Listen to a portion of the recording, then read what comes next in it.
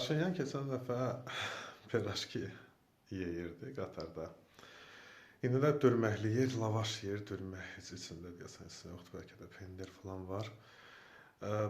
Bu, yəni sərnişinlərlə, sıravi vətəndaşlarla bir yerdə hərəkət falan öz baş nazirin, lider kimi xalqın arasında olmağını göstərir bu yollarla Paşinyan. Bundan qabaqki etapda o indiki stilin deyək elə Panama, köhnə KGB işlikləri kimi, çekistlər kimi Sovet İttifaqında o stildə gelib ondan qabaq, yəni konsert falan verirdi, nağara çalırdı, zərb eləyirdi, neyinirdi, udarnikdir, ruslar nə deyir, axırda Nikol Paşinyan hər yolla insanların arasında olduğunu göstərmək istəyir.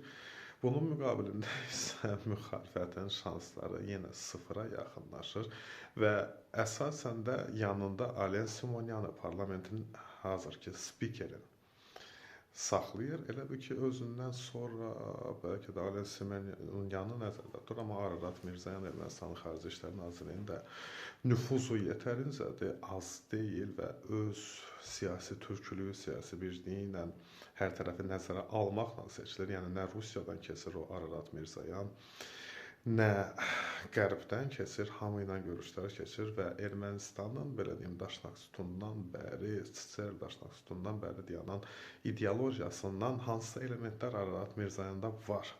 Yəni, o söhbət ərazi iddialarından gedir və konstitusiyanın referendum yolu ilə yenilənməsindən qarşı deyil. İndi hökumətin üzvüdür, Paşinyan deyirsə yenilənəcək, o da qarşı deyil. Amma bir növ onun sifətində Ararat Mirzoyanı bir növ Robert Koçaryana da oxşadıram. Yəni, təhlükəli insandır, onu demək istəyirəm.